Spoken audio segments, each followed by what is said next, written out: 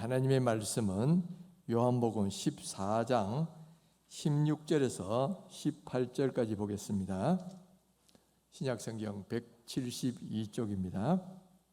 내가 아버지께 구하겠으니 그가 또 다른 보혜사를 너희에게 주사 영원토록 너희와 함께 있게 하리니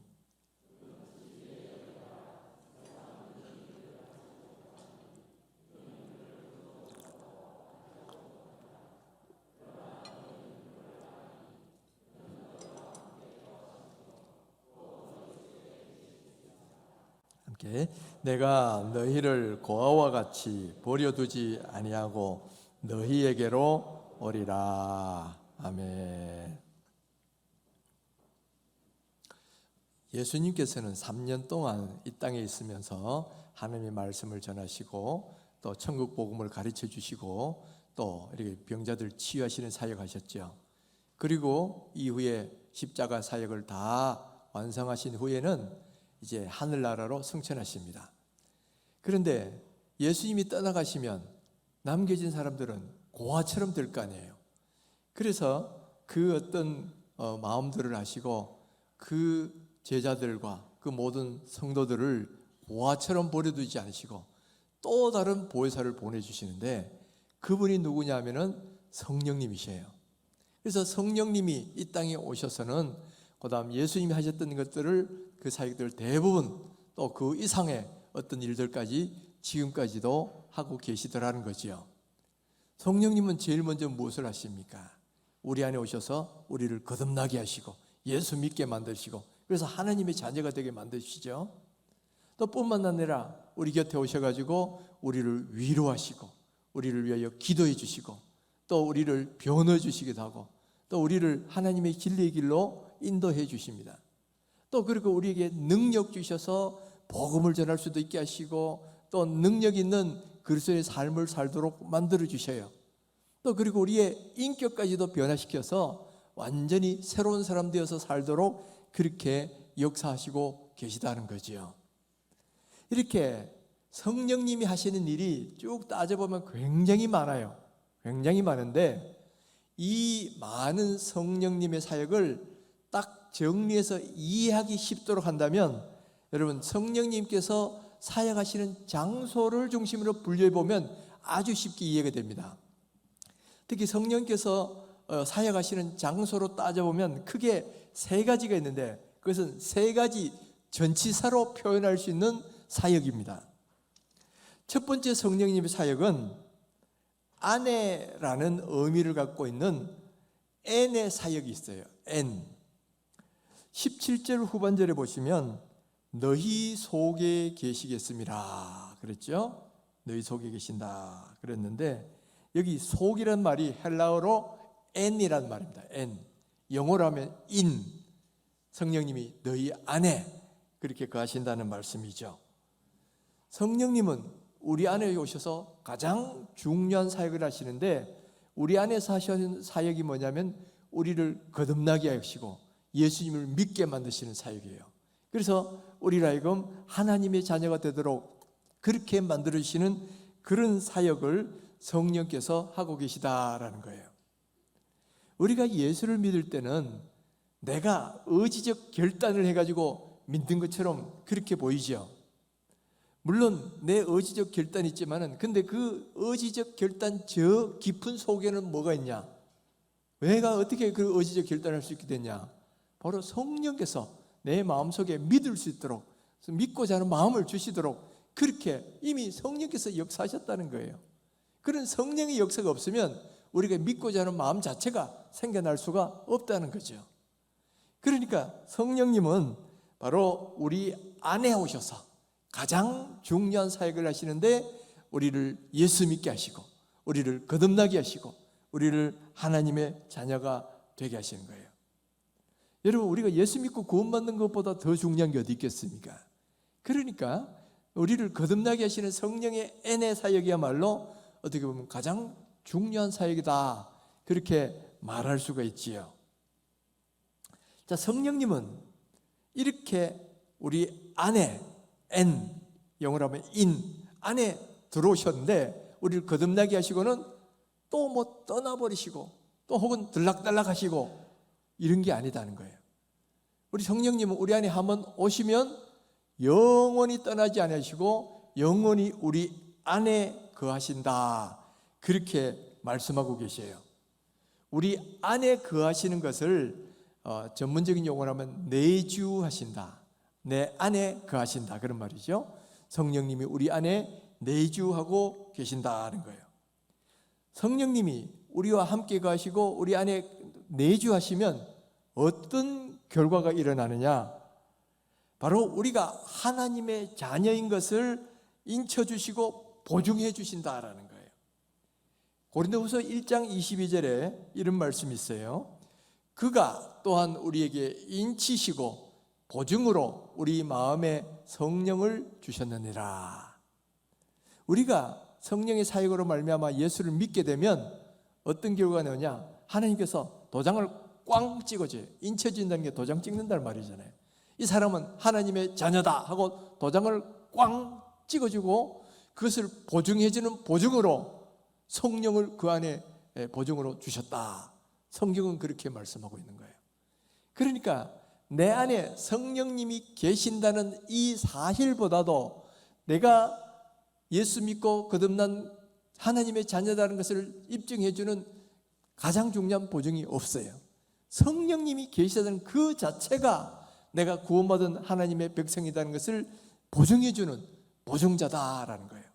그래서 성령님의 내주는 곧 우리가 하나님의 자녀임을 증명해주는 보증서다는 거예요. 보증서다.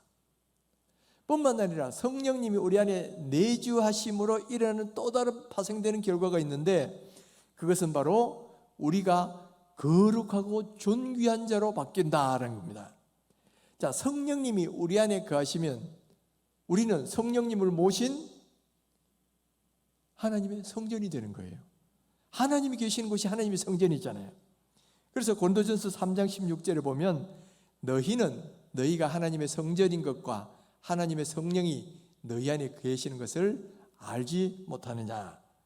자, 성령이 우리 안에 계시기 때문에, 거하시기 때문에 우리는 하나님의 성전이 되는 것이에요. 하나님이 거기서 거하시고 이름을 거기 두시는 곳, 그게 성전이잖아요. 그런데 우리 안에는 성부 하나님, 성자 예수님, 성령 하나님이 다 우리 안에 거하시니까 이제 우리 몸이 거룩한 성전이 되었어요.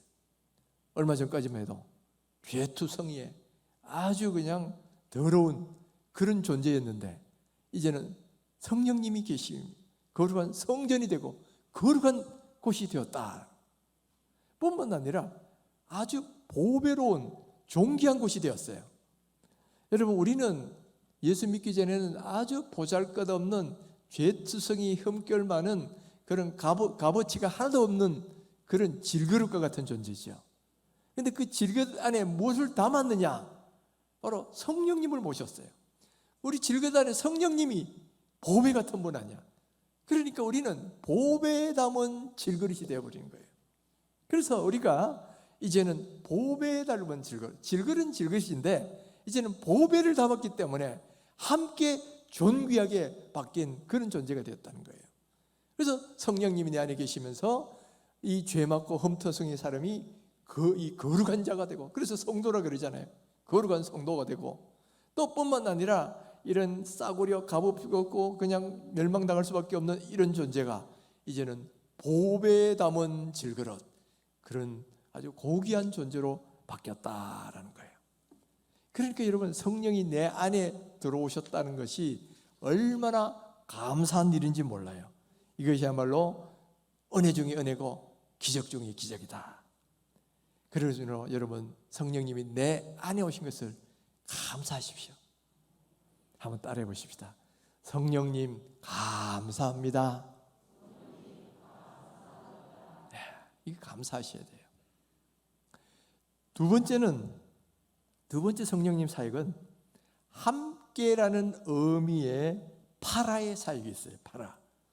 16절에 보시면 내가 아버지께 구하겠으니 그가 또 다른 보혜사를 너희에게 주사 영원토록 너희와 함께 있게 하시리니. 여기 보면 함께라고 되어 있죠. 함께 있게 한다. 근데 함께라는 단어가 헬라어 원어로 보면 파라라는 단어예요. 영어로 하면 with, 하나님이 내 함께 곁에 계신다, 그런 말이에요. 자, 성령님은 이 땅에 오셨을 뿐만 아니라 또 동시에 우리와 함께 거하고 계셔요. 그래서 우리와 함께 계시는 이 성령님을 가리켜서 우리는 보혜사다, 그렇게 말을 합니다. 보혜사, 보호할 보자, 은혜 해자, 스승사자. 바로 이 보혜사라는 말이 헬라어로 파라클레토스예요. 파라클레토스. 바로 조금 전에 말했던 파라라, 옆에 함께라는 그 전치사 파라가 들어가 있죠. 그리고 곁에 있는 클레토스, 그럼 클레토스는 클레오라는 말에서 나온 건데 부르다 하는 말이에요. 그러니까 이 합성어인데 우리 곁에서 우리를 불러주시고 우리를 도와주시는 바로 그런 분이 보혜사다라는 거예요. 그러니까 보혜사에서의 성령의 사역은 곧 파라의 사역이다. 우리 곁에서 함께 계시면서 하시는 성령의 사역이에요. 그러면 파라클레토스, 보혜사의 사역은 뭐냐? 보혜사는 번역을 할 때 어떤 때는 뭐 변호자, 위로자, 상담자 뭐 이렇게 번역을 하기도 해요. 그런데 이 뜻이 변호자, 위로자, 상담자 하나씩만 있는 게 아니라 이 세 가지, 네 가지가 다 복합적으로 있거든. 그러니까 우리 단어 가운데, 기존의 단어 가운데는 이 모든 걸 복합적으로 표현할 수 있는 단어가 없어요. 하나만 하는 거야. 그리고 영어 성경도 보시면 하나만 번역이 되어 있어요. 어떤 데는 카운셀러, 어떤 데는 그런 식으로 위로자, 컴포터 뭐 이런 식으로만 되어 있어요. 근데 우리말에서는 이걸 다 담기 위해서 보혜사, 이건 원래 없는 말인데 조의 한자를 보호하고 또 은혜를 주시고 또 우리를 가르치시는 선생님, 그걸 합쳐가지고 보혜사라 그러죠. 자, 우리 보혜사 성령님이 하시는 중요한 일들이 뭐냐? 먼저는 우리가 죄를 지었을 때도 우리를 변호해 주시는 역할을 해요. 자, 우리가 죄를 지으면 이 죄를 하나님께 일러 바치는 존재가 있는데 바로 마귀가 하나님, 오늘도 이런 죄 지었어요, 이런 죄 지었어요, 막 우리를 일러 바칩니다. 그러면 그 옆에서 우리를 위해서 변호하시는 분이 계신데 그분이 바로 보혜사시다는 거예요. 아, 저 죄를 위해서 예수님이 다 죄값을 치르셨기 때문에 이 사람은 무죄입니다 하고 우리를 변호해 주신다는 말이에요. 그분이 바로 보혜사다. 우리가 죄를 지어서도 우리 성령님께서 하나님 곁에서 우리를 변호해 주시니, 그래서 우리는 성령님 안에 있을 때는 늘 죄와 사망의 법에서 자유하게 되는 거예요. 그래서 로마서 8장 1절 2절을 보면 이렇게 기쁨으로 선포합니다. 그러므로 이제 그래서 예수 안에 있는 자에게는 결코 정죄함이 없나니 이는 그래서 예수 안에 있는 생명의 성령의 법이 죄와 사망의 법에서 너를 해방하였습니다. 성령이 변호자가 되셔서 성령의 법이 우리를 죄와 사망의 법에서 해방시키셨어요. 그러니까 우리는 성령 안에서 죄와 사망에서 해방되고 자유로운 존재가 되었다는 거죠. 또 뿐만 아니라 성령님은 우리 함께 계시면서 우리가 어려워하고 힘들어할 때 우리를 위로해 주시고 격려해 주시는 일을 한다는 거예요. 우리가 세상을 살다 보면 이렇게 어려운 일을 만날 때가 많잖아요. 어려운 일 만나면 주눅이 들고 힘들고 막 그냥 세상이 끝난 것 같기도 하고 뭐 그냥 아무도 내 곁에 없는 것 같은 그런 힘들 때가 있는데 바로 그때에 보혜사이신 성령님께서 옆에서 카운셀러가 되고 컴포터, 위로자가 되시는 거예요. 우리를 위로하시고 격려해 주신단 말이에요. 우리가 막 너무 힘들어가지고 주눅이 들었으면 힘내, 응? 하나님 계시잖아, 일어나야지, 이런 내면적 소리가 들릴 때가 있죠. 그것이 바로 보혜사 성령께서 우리에게 들려주시는 말씀이에요. 내 영혼아 어찌하여 낭망하며 어찌하여 불안해하는고 너는 하나님을 바라라. 이 성경 말씀이 들려지고 깨달아지게 하시는 분이 계셔요. 그분이 바로 이 보혜사 성령님이신 거예요. 우리가 힘들 때 다시 일어나야지, 낭망하지 말고 다시 하나님을 바라보고 일어나 그리고 우리를 자꾸만 격려해 주시고 위로해 주신 분이, 이분이 바로 보혜사 성령님이시다는 거죠. 또 뿐만 아니라 성령님은 이렇게 우리 성도들이 힘들어할 때는 말할 수 없는 탄식으로 우리를 위하여 기도하고 계신다 그랬어요. 로마서 8장 26절에 보면 이와 같이 성령도 우리 연약함을 도우시나니 우리가 마땅히 빌 바를 알지 못하나 오직 성령이 말할 수 없는 탄식으로 우리를 위하여 친히 간구하시느니라. 여기 보면 우리가 연약해가지고 막 쓰러지고 넘어질 때도 우리의 연약함을 책망하지 않으셔요. 상한 갈대를 꺾지 않으시고요, 오히려 상한 갈대를 싸매시고 고치시고 꺼져가는 등불을 끄지 않으시고 오히려 다시 새롭게 해서 타오를 수 있도록 그렇게 만들어 주시는데, 바로 그런 연약한 존재를 위하여 간구하고 계시는 분이 바로 성령님이시다는 거예요. 우리를 위해 지금도 기도하고 계셔요. 또 뿐만 아니라 기도할 때도 그냥 적당히 기도하는 게 아니고 말할 수 없는 탄식으로 기도한다. 말할 수 없는 탄식이라는 너무나 안타까운 마음으로 기도하신다, 그런 말이에요. 우리가 자녀들이 만약 막 어려운 일 당해 막 돌아와가지고 막 힘들어하고 이런 거 보면, 여러분 자녀들이 그런 모습 보면 안쓰럽죠. 바로 안쓰러워서 그 자녀를 위해서 기도하는 마음이 생기는데, 우리 성령님도 우리에게 연약하고 힘들어하는 그런 모습을 보면서 정말 말할 수 없는 탄식으로, 정말 안타까운 마음으로 우리를 위해서 기도하고 계신다라는 거예요. 이것이 바로 성령께서 하시는 사역이에요. 우리가 길을 잃고 방황할 때 우리를 인도해 주시기도 하고, 또 우리가 연약할 때는 우리를 위로하시고 우리를 위해 간구해 주시고, 또 우리가 잘못할 때는 옆에서 변호해 주시고 다시금 올바른 길로 갈 수 있도록 지도해 주신 성령님, 이 성령님을 일컬어서 우리는 보혜사다, 그렇게 말을 하지요. 이 보혜사 성령님의 사역이 파라클레토스, 그래 바로 파라, 내 곁에서 함께 계시면서 사시는 그 파라의 사역이다라는 거예요. 그러니까 성령님이 내 곁에 계신다는 사실이 얼마나 감사합니까? 우리 보혜사 되시는 성령님께 다시 한번 이렇게 말씀해 봅시다. 성령님 감사합니다. 감사하지요? 아멘. 자, 세 번째 또 성령님의 사역이 있어요. 이 성령님의 사역은 위로부터의 사역, 즉 에피의 사역입니다. 영어로 하면 on 위에라는 뜻이죠. on, 또 헬라어로는 에피. 이 에피의 사역은 주로 뭐와 관계되냐면 능력이나 권능과 관계되는 거예요. 어떤 사역을 위하기 위해서는 능력이 필요하고 권능이 필요할 때 바로 이 사역을 위해서 능력이나 권능을 주시는 사역이 성령님의 이 에피의 사역입니다. 예수님께서 세례 요한에게서 세례를 받으실 때 성령이 비둘기같이 내려오셨다 그랬죠. 그 장면을 누가복음에서 이렇게 기록을 합니다. 백성이 다 세례를 받을 때 예수도 세례를 받으시고는 기도하실 때 하늘이 열리고 성령이 비둘기 같은 형체로 그의 위에 강림하시더니, 그의 위에 강림하셨다. 이게 바로 에피, 그 위에 강림하셔요. 또 오순절날 성령님이 제자들에게 다 강림하셨을 때도 이렇게 마찬가지입니다. 마치 불의 혀처럼 갈라지는 것들이 그들에게 보여 각 사람 어디에? 위에 하나씩 임하여 있더니, 거기도 위에라고 되어 있는데 이게 또 에피예요. 그러니까 이 두 가지 성경 구절의 공통점이 뭐겠어요? 예수님에게 성령이 그 비둘기처럼 위에 임하신 것, 또 제자들에게도 불의 혀처럼 갈라지는 것이 그들 위에 임한 것, 이것의 공통점은 그야말로 능력 베풀어 주시는, 사역을 위해서 주시는 능력의 성령님 역사시다는 거예요. 이 예수님도 그랬고 제자들도 그렇고 위로부터 임하는 성령의 능력을 경험하니까 그때는 담대한 능력의 사역자가 돼가지고 능력의 사역을 감당하시죠.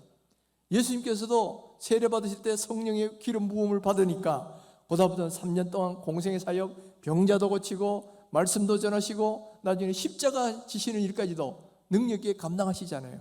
바로 그 능력이 어디서 왔느냐면 세례를 받으실 때 위로부터 임하는 그 성령의 능력이었다는 거죠. 또 제자들이 막 두려워하고 도망다니고 막 그랬던 사람들이 갑자기 이제는 능력 있는 담대한 복음 전도자로 변하게 된 것도 바로 오순절날 그들 위에 임한 성령의 능력이었어요. 그러니까 성령의 에피, 위에서 주시는 사역은 능력과 관계되는 사역이에요. 이것을 분명하게 표현해 준 성경 구절이 누가복음 24장 29절, 49절에 나옵니다. 볼지어다 내가 내 아버지의 약속한 것을 너희에게 보내리니 너희는 위로부터 능력을 입혀올 때까지. 위로부터 뭐하고 연결되어 있죠? 능력과 연결되어 있잖아요. 위로부터 능력을 입혀올 때까지 이 성에 유하라 하시니라. 그러니까 이 위로부터 임하는 성령의 능력이 그들을 완전히 성령에 사로잡힌 바 되는 그런 은혜로 이끌어 가신다는 거예요. 이 장면은 마치 뭐와 같으냐면은 이 아론의 대제사장 임직과 비슷해요. 아론이 대제사장 임직할 때는 기름을 붓는데 기름을 이만큼 이 병에다가 붓는데 찔끔 붓고 마는 게 아니고요. 다 부어요. 다 부어. 그래서 그 안에 있는 기름이 다 머릿속에 탁 하면 이제 막 흘러 넘치죠. 흘러 넘치면 아론의 수염이 이만큼 긴데 수염을 타고 쭉 흘러내리면서 온 옷깃을 적시고 저 온 옷이 그냥 그 기름 냄새가, 향기 냄새가 확 퍼지잖아요. 이게 바로 기름 붓는다는 의미예요. 우리가 성령으로 기름 부어 주옵소서 할 때도 바로 그런 거예요. 그야말로 넘쳐서 기름이 흘러 넘쳐서 그냥 온 전신을 적시는 바로 그와 같은 은혜. 이게 바로 성령 충만이다. 그렇게 말하는 겁니다.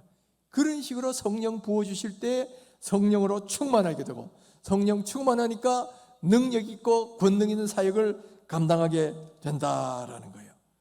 이 성령의 에피의 사역은 문자 그대로 능력과 권능의 사역이고 모든 대적을 파하는 강력이 되고 세상에서 승리할 수 있게 만들어주는 그런 능력의 사역이다라는 거죠. 이 성령의 N의 사역, 그리고 파라의 사역, 그리고 에피의 사역을 일컬어서 우리가 3대 사역이다 이렇게 말을 할 수가 있죠. 바로 내 안에서 하시는 사역이 있고 내 곁에서 하시는 사역이 있고 내 위에서 임하시면서 하시는 사역. 그런데 이 3대 사역 가운데 가장 기본되는 것은 N의 사역입니다. 여러분, 우리가 예수 믿고 거듭나는 것만큼 가장 본질적이고 기본적인 중요한 게 어디 있겠어요? 그러니까 우리를 안에 계시면서 우리를 예수 믿고 거듭나게 하시는 거예요. 그래서 여러분 가운데도 지금 내가 예수를 믿는지 안 믿는지 뭐 구원의 확신도 없고 교회를 다니면서도 정말 믿음이 좀 불분명한 것 같고 그런 분들은 성령님께 기도하실 때 성령님 내 안에 오셔서 나를 거듭나게 하시고 예수님을 믿어지게 하는 그 은혜를 나에게도 달라고 그렇게 기도하셔야 돼요. 그래서 성령님의 N의 사역을 기도하셔야 돼요. 내 안에 오셔서 나를 거듭나게 하시고 예수님을 믿어질 수 있도록 내 마음을 변화시켜 달라고 그렇게 기도하실 때에 성령께서 역사하시면 어느 날 갑자기 눈이 그냥 비늘이 떨어지는 것처럼 예수님이 믿어지고 하늘의 것이 보이기 시작한다는 거예요. 바로 이런 N의 사역 가장 귀하고도 중요하죠. 기본이 되는 거니까. 그 다음에 우리가 때때로 힘들고 지칠 때는 필요한 것이 뭐냐면 파라의 사역이에요. 내 곁에 오셔서 나를 위로해 주시고 격려해 주시고 또 새롭게 만들어 주시고 힘을 주시는 바로 이런 보혜사 성령님의 사역, 파라의 사역, 이게 필요한 거예요. 여러분 힘들고 지칠 때는 성령님 나를 위로하시고 또 나에게 나를 위하여 기도해 주시고 나에게 새 힘을 주셔서 내가 일어날 수 있는 힘 주시옵소서 이렇게 기도하시면 성령께서 이렇게 곁에서 함께 계시면서 그토록 만들어 주신다는 거죠. 자, 이렇게 N의 사역도 중요하고 또 파라의 사역도 중요한데 그러나 우리가 궁극적으로 우리가 필요한 것은 뭐냐? 바로 에피의 사역이다. 능력 주시는 사역인 거예요. 우리가 예수 믿고 거듭나는 게 중요하다고 해서 예수 믿고 거듭나는 걸 머물러 있으면 어떻게 돼요? 아무런 일도 못하는 거예요. 그냥 예수 믿고 구원받았다 그걸로 만족하고 있으면 능력도 없어요, 권능도 없어요, 어떤 일 할 때도 어떤 큰 힘이 안 생긴단 말이에요. 그러니까 구원받았다 N의 사역으로 만족하면 안 되고요. 에피의 사역, 능력 사역까지 가야 되는 거예요. 또 우리가 어렵고 힘들 때에 우리를 치유하시고 위로하시고 격려하시는 성령님의 파라의 사역, 이거 경험한다고 해서 그게 참 우리에게는 더 와닿잖아요. 근데 그것만 하고 있으면 또 안 되는 거야. 사람들은 가운데는 여기가 아파요 하고 또 울고 와가지고는 또 조금 지나면 여기가 또 이번엔 아파요 그러고 계속 그러고 있는 사람들이 있다면 그건 영적인 어린아이죠. 자, 주님께서 우리를 치료해 주시면 어떻게 돼요? 치료해 주세요. 이제는 내가 나가서 힘있게 싸우겠습니다. 이런 군사가 되고 용사가 돼야 되는데 늘 얻어맞고 와가 여기가 아파요, 저기가 아파요.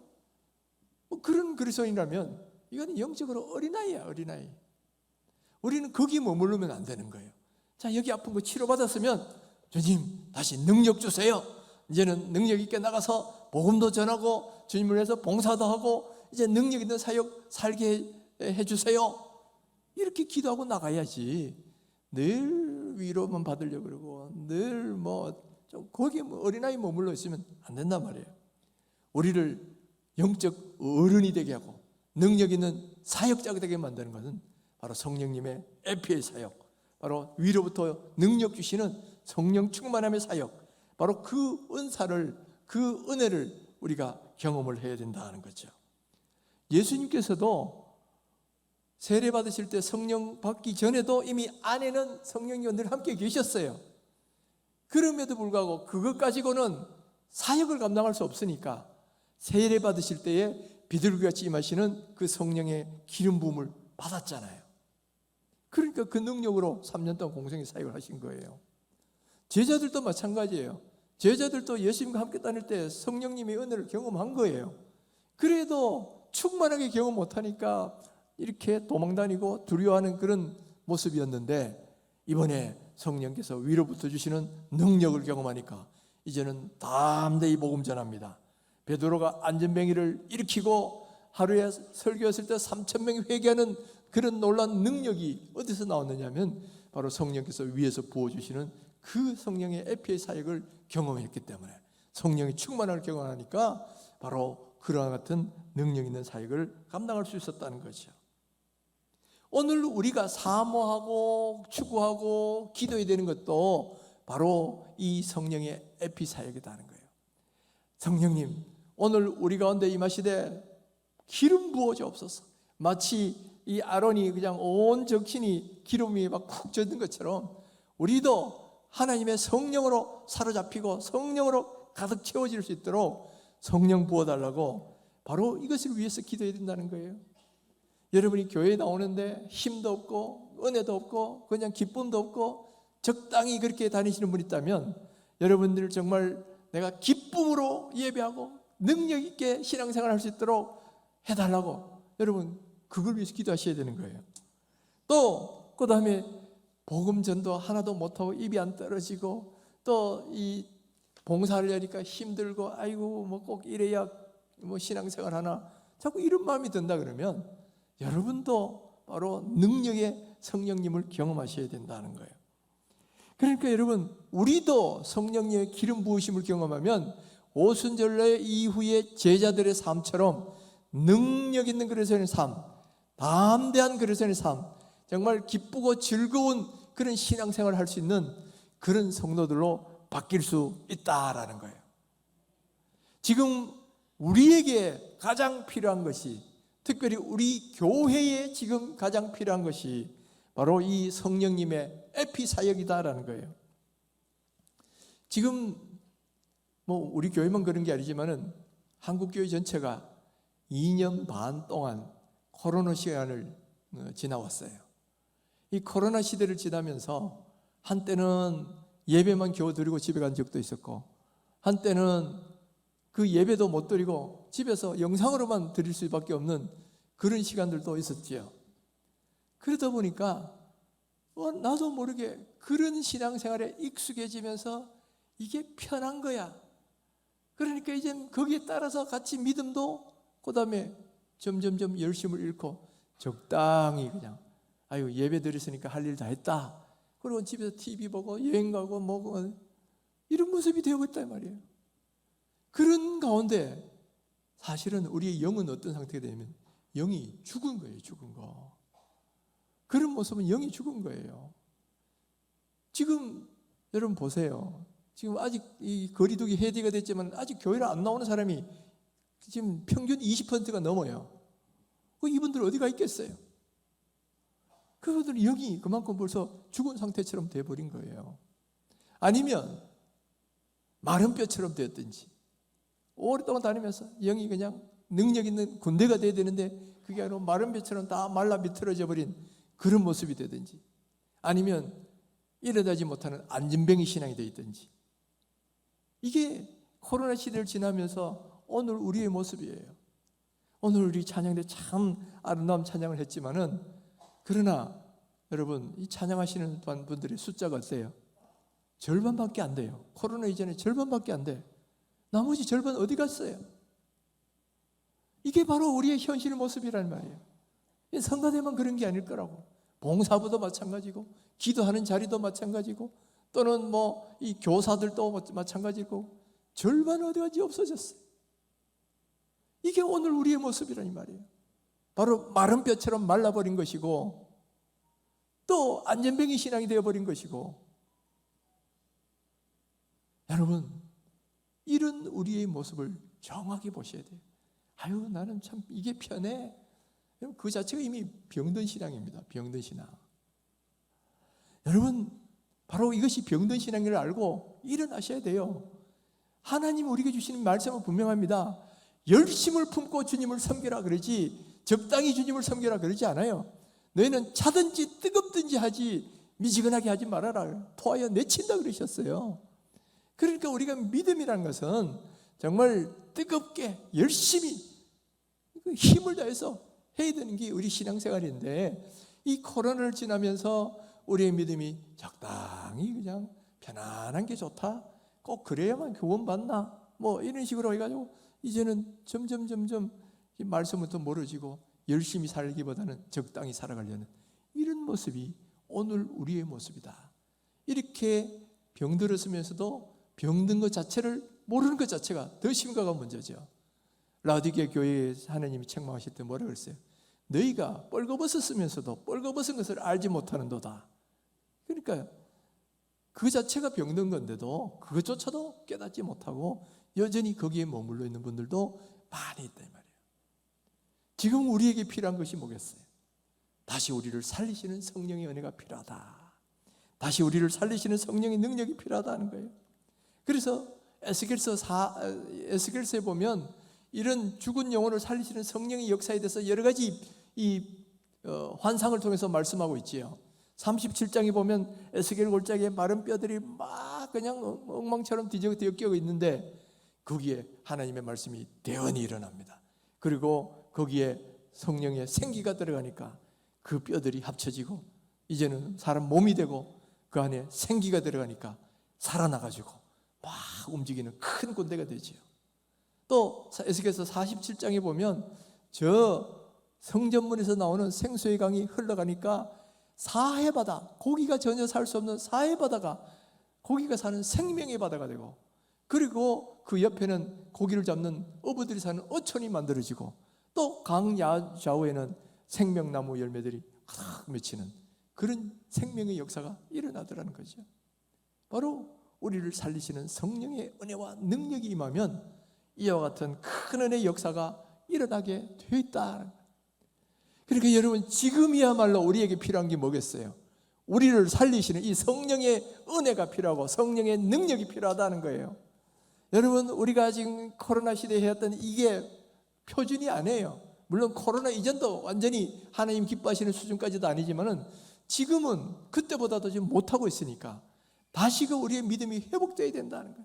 다시 우리 믿음이 살아나려면 다른 게 아니고 우리를 살리시는 그 성령의 강력한 능력, 이것을 경험을 해야 된다는 거죠. 바로 우리가 그런 성령의 능력을 경험하려면 무엇을 해야 됩니까? 다른 게 아니라 기도하셔야 된다. 하나님, 우리 교회에 성령 부어 주옵소서. 하나님, 나에게 성령 부어 주옵소서. 마른 뼈를 큰 군대가 되게 하시는 성령님, 사해 바다를 생명의 바다가 되게 만드시는 성령님, 오늘 이 시간에 오셔서 나의 심령을 살려주시고 큰 군대가 되게 하시고 또한 우리 교회를 능력 있는 군대로 변화시켜 주시옵소서. 바로 이 기도가 오늘 우리에게 필요하다는 거죠. 여러분, 기도하면 하나님께서는 반드시 들어주시겠다고 예수님이 여러 번 약속하셨어요. 누가복음 18장에 보면 예수님께서 낙심하지 말고 기도할 것을 불의한 재판관과 과부의 이야기를 하셨죠.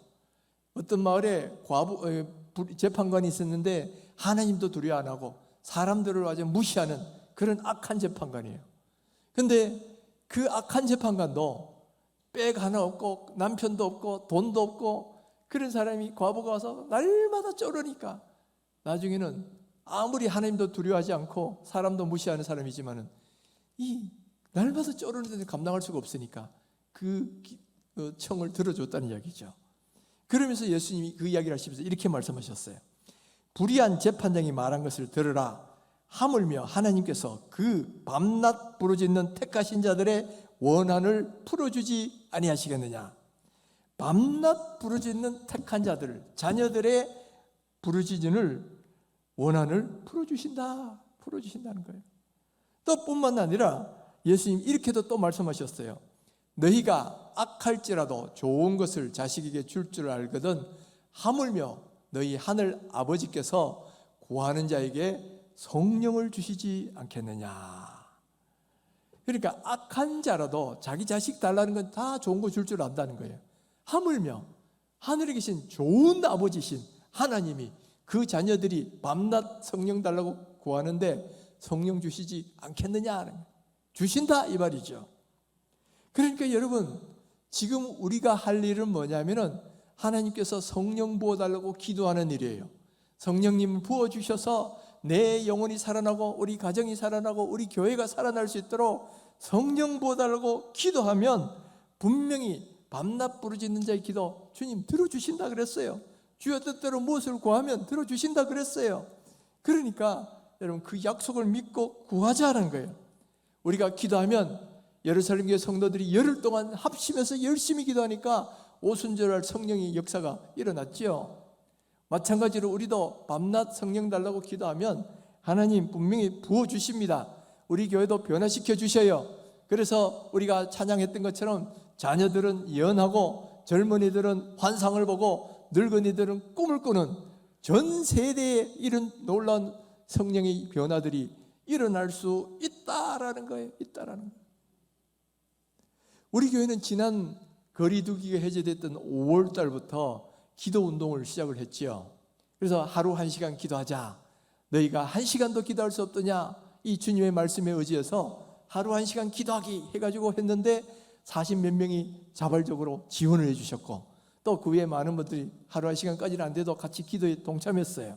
그리고 6월 달 돼서는 우리가 중보기도 모임을 하면 중보기도 학교를 하면서 또 역시 교회를 위해서 계속 기도하는 것을 우리가 훈련했어요.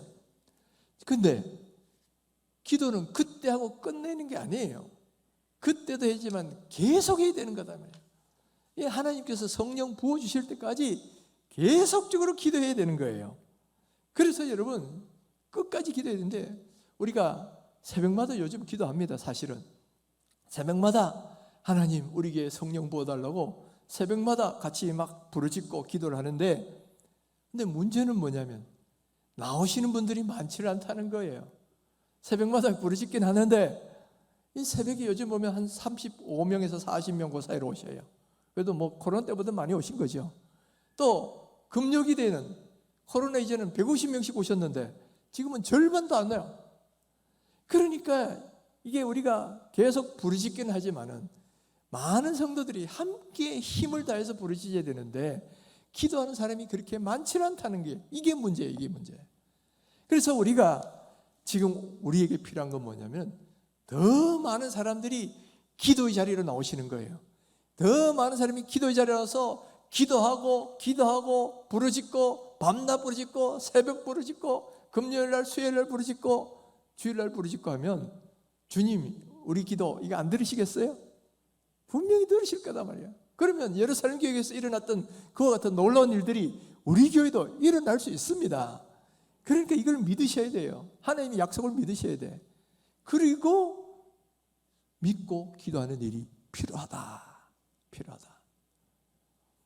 여러분, 주께서 이 성령 부어주심을 위하여 기도하라고 주께서 지금 말씀하고 계신데, 여러분 이 말씀에 순종하셔야죠. 오셔서 순종하셔야 돼요. 어제 우리 장로님들이 7시부터 저녁 7시부터 9시까지 열심히 기도했습니다. 하나님 우리 교회에 성령 부어달라고.